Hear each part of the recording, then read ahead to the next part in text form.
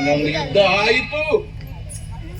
ಅಲ್ಲಿ ಕುರುಕ್ಷೇತ್ರದ ಸಮಸ್ತ ಭರತಖಂಡದವರೆಲ್ಲ ಸೇರಿ ನಾವು ತಾವು ಅನ್ನುವ ಹಾಗೆ ಹೋರಾಟ ಮಾಡಿ ಅನೇಕರು ಸತ್ತು. ನಮಗೆ ಯುದ್ಧದ ಕುರಿತ ಅಪೇಕ್ಷೆ ಇರಲಿಲ್ಲ. ಸಹಾಯಕ್ಕಾಗಿ ಬಂದಂತಹ ದುರ್ಯೋಧನನಿಗೆ ಬರ್ತೇವೆ ಅನ್ನುವ ಹಾಗೆ ಆಡಿದ್ದು ಒಲ್ಲದ ಮನಸ್ಸಿನಿಂದ ಅನುಕೂಲವೇ ಆಯಿತು. ಹೋಗಿ ಸೇರ್ಲಿಕ್ಕೂ ಆಗಲಿಲ್ಲ. ಅಣ್ಣ ತಮ್ಮಂದಿರ ಒಂದು ಜಗಳದ ಮಧ್ಯದಲ್ಲಿ ನಾವೆಂತದ್ದಕ್ಕೆ ಅಂತ ನಾವು ಸುಮ್ಮಗೆ ಆ ಕುರಿತು ಆಲಸ್ಯವನ್ನು ಔದಾಸೀನ್ಯವನ್ನು ತಳೆದಿದ್ದವರು. ಯಾಕಂದ್ರೆ ಒಂದು ಯುದ್ಧವಾದರೆ ಅದರಿಂದ ಬರಬಹುದಾದ ಪರಿಣಾಮ ಏನು ಅನ್ನುವುದನ್ನು ಪ್ರಾಯ ನನ್ನಷ್ಟು ಅನುಭವಿಸಿದವರು ಯಾರೂ ಇರಲಿಲ್ಲ. ಎಳವೆಯಲ್ಲಿ ಅದೇ ಆದದ್ದು ನಮಗೆ. ಹೋಗ್ಲಿಗೆಲ್ಲ ಹಳೆ ವಿಷಯ ಇದ್ದದ್ದಕ್ಕೆ ಒಲಗಸ್ತರಾಗಿದ್ದೇವೆ ಹೌದಲ್ಲ. ಬರ್ಬೇಕಾದವರೆಲ್ಲ ಬಂದಾಗ ಇವು ಬೇಸಲಾಗಿ ತಮ್ಮ ಕೃಷ್ಣ ಈಗ ಸರಿ ಬರ್ತಾನೆ ಅವ ಸಮಯಕ್ಕೆ. ಎಲ್ಲೋ ಒಂದು ದಿವಸ ಸಮಯಕ್ಕೆ ಬಂದದ್ದಿಲ್ಲ. ಯಾವಾಗ ನೋಡಿದ್ರೆ ಹೆಂಗಸರ ಮನೆಯಲ್ಲಿ ಮತ್ತೆ ಇಲ್ಲಿಗೆ ಬರುದು ಯಾವ. ಆದ್ರೂ ಇತ್ತೀಚೆಗೆ ಸ್ವಲ್ಪ ಸರಿಯಾಗಿದ್ದಾರೆ. ಈಗ ಇಲ್ಲಿಗೆ ಯಾವಾಗಲೂ ಸಭೆ ಸರಿಯಾಗಿ ಒಂದು ಯಾಕೆ ಬರಲಿಲ್ಲ ಅಂತ ನೋಡುದು. ಬಾರದೆ ನಾನು ಇಲ್ಲೇ ಇದ್ದೆ, ಅಲ್ಲಿ ಇದ್ದೆ ಅಲ್ಲ, ಅದಕ್ಕಿಂತಲೂ ಹೆಚ್ಚಾಗಿ ಇಲ್ಲಿ ಇದ್ದೆ. ನನ್ನ ಹೃದಯದಲ್ಲ ನೀನಿರುವ ಸದಾ. ಆದ್ರೆ ನೀನೇನು ಹಳೆ ಅಭ್ಯಾಸಕ್ಕೆ ಜಾರಿದೀಯ ಮತ್ತೆ? ಯಾವುದು? ಈಗ ಇತ್ತೀಚೆಗೆ ಸಮಯಕ್ಕೆ ಸರಿಯಾಗಿ ಬರ್ತಿದ್ದೀನಿ. ಹೌದು. ಇವತ್ತೇನಾದ್ದೆ ನಿನಗೆ ಮತ್ತೆ? ಯಾಕೆ ಕಲಿದು ನೀನು ಹೀಗೆ ಜೋರು ಮಾಡಿದ್ರೆ ಎಲ್ಲ ಮರ್ತು ಹೋಗ್ತದೆ ಅಣ್ಣ. ಜೋರಲ್ವ, ಅದು ಪ್ರೀತಿ. ಬಲರಾಮನ ಜೋರು ಅಂದ್ರೆ ಕ್ರಮ ಬೇರೆ ಉಂಟು, ಇದು ಪ್ರೀತಿ. ಪ್ರೀತಿಯಲ್ಲಿ ಒಂದು ಅಣ್ಣ ಕ್ರಮ ಅಂತದ್ದು. ಬೇಡುವೆನೊಂದು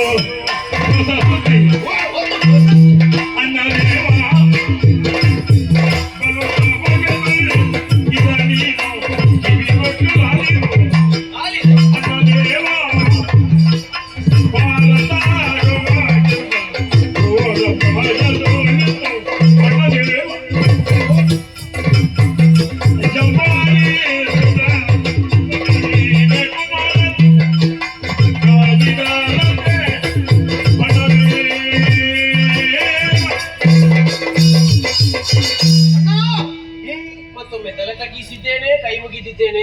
ಅಲ್ಲ, ಅಣ್ಣನ ಮುಂದೆ ಎಷ್ಟು ಸಲ ಬೇಕಾದ್ರೂ ನೀನು ತಲೆ ತಗ್ಗಿಸು. ಊರಿನವರ ಮುಂದೆ ತಲೆ ತಗ್ಗಿಸುವ ಕೆಲಸ ಮಾಡಬೇಡ. ನೀನಿರುವಾಗ ನಾನಿರುವಾಗ ಅಲ್ಲ ಅಲ್ಲ ನಾನೇ ಮಾಡುದಲ್ಲ. ಹಾಗಲ್ಲ, ಈಗ ನಿನ್ನ ಹೊಣೆಗಾರಿಕೆ ಇರುವುದಿಲ್ಲ. ನಿನ್ನ ತಲೆ ತಗ್ಗಿಸಿ ಅದೇ ಪ್ರಶ್ನೆ ಬೇರೆ. ಅದೇ ಇದು ವಾರ್ತೆ ಹೊಸತ್ತು, ಹೊಸ ವಾರ್ತೆ. ಅದೇ ವಾರ್ತೆ ಹೇಳುವವರ ಹೇಳುದೇ ನಿಜವಾಗಿ ವಿಷಯವೇ ಇರುವುದಿಲ್ಲ. ಅದಕ್ಕಿಂತ ಮೊದಲೇ ಅದರ ಮುನ್ನುಡಿಯಲ್ಲಿ ಉಳಿದಿರುವುದು. ಏನು ವಿಶೇಷ ಕೇಳಿ ಮತ್ತೆ ನೋಡು ಎಂತದ್ದು ಎಲ್ಲರಿಗೂ ಗೊತ್ತಿದ್ದ ವಾರ್ತೆ. ಎಂತದ್ದು ನಿನ್ನದು ಹೊಸ ವಾರ್ತೆ? ನಮ್ಮದು ಹಾಗೆ ಆಗಿದೆ. ನಾವು ಭಾವಿಸಿದ್ದು ಹೊಸ ವಾರ್ತೆ ಅಂತ. ಇದು ಹೊಸತಲ್ಲ, ಮತ್ತೆ ವಿಷಯ ಹಳೆಯದ್ದೇ. ಇನ್ನು ನಮ್ಮ ಬಗ್ಗೆ ಮಾತಾಡ್ತಾರೆ ನಮ್ಮದಲ್ಲ. ನಿನಗೆ ಗೊತ್ತಿದೆ ಭಾರತ ಹಾವ. ಭಾರತ ಅದು ಅಲ್ಲಿ ಅವರೊಳಗಾದದ್ದಲ್ವ. ಅಲ್ಲ, ನೀನಿದ್ದೆ ಅದರಲ್ಲಿ ಸ್ವಲ್ಪ ಹಿಂದಿನಿಂದ, ಅದು ಪ್ರಶ್ನೆ ಬೇರೆ. ಹೇಳಿದ್ರೆ ಅರ್ಥ ಬೇರೆ ಆಗ್ತದೆ ಅದು. ಅಲ್ಲಲ್ಲ, ನೀನೇ ಮಾಡಿಸಿದ್ದು ಅಂತಲ್ಲ. ಒಂದು ಪಕ್ಷದಲ್ಲಿ ನೀನು ಇದ್ದೇ ಅಲ್ಲ. ನಾನು ಅಲ್ಲ, ಆಗುವುದಕ್ಕೆ ಮತ್ತೊಂದು ಪಕ್ಷಕ್ಕೆ ನಾನು ಅಂತ ನಿರ್ಣಯ ಆಗಿತ್ತು. ಆದ್ರೆ ದೇವರ ದಯ ನೋಡುದು ನನಗೊಂದು ಬೇರೆ ಅವಕಾಶ ಆಯ್ತು. ತಿರುಗಾಟ ಮಾಡುವಂತ ಒಂದು ಅವಕಾಶ ಒದಗಿ ಬಂತು ನಿಮಗೆ. ಇದು ಅದೇ ಯುದ್ಧ ಇಂದ್ರಜಾತ. ಇನ್ನೆಲ್ಲಿಗೆ ಯುದ್ಧ? ಅದು ಮುಗಿದಿತ್ತಲ್ಲ ಎಲ್ಲ. ನಾವು ಹಾಗೆ ಯುದ್ಧ ಮಾಡ್ಲಿಕ್ಕೆ ಯಾರಿದ್ದಾರೆ ಅಲ್ಲಿ? ಮುಗಿದ ಪ್ರಸಂಗ ಅಂದ್ರೆ ನಾವು ಅವರಲ್ಲಿ 100 ಮಂದಿಗಳಲ್ಲಿ ಒಂದು ಪಿಳ್ಳೆಯೂ ಉಳಿಯಿಲ್ಲ. ಇಲ್ಲದ್ರೆ ಅವರಾದ್ರೂ ಬಂದು ಯುದ್ಧ ಮಾಡಿದ್ರು. ಈಗ ಯಾರಿದ್ದಾರೆ ಮಾಡಿ? ಇದು ಹೋದವರದಲ್ಲ, ಇದು ಇದ್ದವರದೇ ಸಮಸ್ಯೆ. ಇದ್ದವರು ಏನು ಸಮಸ್ಯೆ? ಇಂದ್ರಜಾತ ಮತ್ತು ವಾಯುಜಾತ. ಎಂತದಾಯ್ತು? ಇದು ಭಾರತ ಹವ ಗೆದ್ದದ್ದು ಯಾರು? ಭಾರತ ಹವ ಗೆದ್ದದ್ದು ಯಾರು? ಹೀಗೆ ಅವರವರಿಗೆ ಮಾತುಕತೆ ಆಗುವಾಗ ನಾನು ಮಧ್ಯ ಪ್ರವೇಶ ಮಾಡಿ ಅವರನ್ನು ಕುರುದಾರುಣಿಗೆ ಕರೆಕೊಂಡು ಹೋಗಿ ಅಲ್ಲಿ ನಡೆದಂತ ಬಬ್ಬರು ಬಾವಿನಲ್ಲಿ ವಿಷಯ ತಿಳಿಸಿ ಹೀಗೆಲ್ಲ ಮಾಡಿ ಅದಕ್ಕೊಂದು ಸುಖಾಂತ್ಯವನ್ನು ತಂದೊದಗಿಸಿಕೊಟ್ಟೆ. ಹಿಂದೆ ತಿರುಗಿದರೆ ಮತ್ತೆ ನಾನು ಆ ಕಡೆ ತಲೆಯೇ ಹಾಕಲಿಲ್ಲ. ಈಗ ಸುದ್ದಿ ಬಂತು ಅವರವರೊಳಗೆ ಮತ್ತೆ ಯಾರೊಳಗೆ? ಇಂದ್ರಜಾತ ಮತ್ತು ವಾಯುಜಾತ. ಒಳ್ಳೆದಾಯ್ತು. ನಾನು ಇದನ್ನು ಯಾವತ್ತೂ ಭಾವಿಸಿದ್ದೇನೆ. ಇವರ ಒಗ್ಗಟ್ಟೆಲ್ಲ ಗೊತ್ತುಡು ನನಗೆ. ಒಂದು ದಿವಸ ಇವರಿಬ್ರು ಕೈ ಮೇಲೆ ಮಾಡ್ತಾರೆ ಅಂತ. ಇಬ್ಬರದ್ದು ಸ್ವಭಾವ ಅದೇ ಆಗದಲ್ಲಿ ಉಳಿಯುತ್ತದೆ.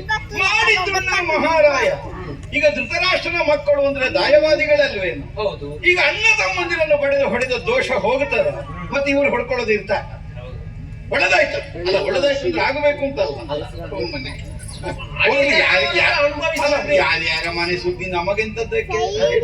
ಹೌದು. ಈಗ ನಮ್ಮ ಮನೆ ಸುದ್ದಿ ಅದರೊಳಗಿದ್ರೆ ಯಾರ್ಯಾರ ಮನೆ ಸುದ್ದಿ ಬೇಡ, ನಮ್ಮ ಮನೆ ಸುದ್ದಿ ಅದರೊಳಗೆ ಸೇರಿದ್ರೆ ನಮ್ಮ ಮನೆ ಸುದ್ದಿ ಅಲ್ಲ. ಕಾಂಡವರೀಗ ನಮ್ಮವರು ಅಂತ ಈಗ ನೀನು ಸ್ವಲ್ಪ ಸ್ವಲ್ಪ ಹೆಚ್ಚು ಹೆಚ್ಚು ಆ ಕಡೆಗೆ ಹೋಗುತ್ತೆ, ಅದು ಪ್ರಶ್ನೆ ಬೇರೆ. ಅದು ಈಗ ನಮ್ಮ ಸುದ್ದಿ ಆಗುದೇ ಅಂದ್ರೆ ಆ ಕಡೆಯಿಂದ ಭೀಮಾರ್ಜುನರಿಗೆ ಯುದ್ಧ ಆರಂಭವಾಗಿ ಆ ಯುದ್ಧದಲ್ಲಿ ಅರ್ಜುನ ಭೀಮನನ್ನು ಸೋಲಿಸಿದ.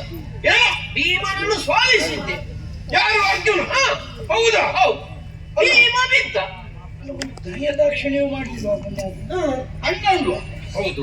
ಈಗ ಏನಿಲ್ಲ, ಈಗ ಅಣ್ಣ ಅನ್ನೋ ಒಂದು ಭಾವ ಆದ್ರೂ ಬೇಕಾ ಬೇಡ? ಈಗ ಅದು ಹಿರಿಯರಲ್ಲಿ ಗೌರವ ಇಲ್ಲ. ಅದೇ ನಾನು ಹೇಳುದು, ತಲೆಗೆ ಹೊಯ್ದದ್ದು ಕಾಲಿಗೆ ಬಾರದೆ ಇರ್ತದ. ಸರಿ ಸರಿ ಸರಿ. ನಾನು ಮೊದಲೇ ಆಲೋಚನೆ ಮಾಡಿದ್ದೇನೆ, ಈ ಅರ್ಜುನನ್ನು ನೀವೆಲ್ಲ ಹೊಗಳಿ ಹೊಗಳಿ ದುಡಿದು ಮಾಡಿ ಅದು ಮನೆಗಿಂತ ದೊಡ್ಡ ಮೆಟ್ಟುಕಲ್ಲ ಆಗಿದೆ. ಇನ್ನು ನಾಳೆ ಸಮಸ್ಯೆ ಆಗುತ್ತೆ ನನಗೆ ಯಾವತ್ತೇ ಗೊತ್ತಾಗಿದೆ.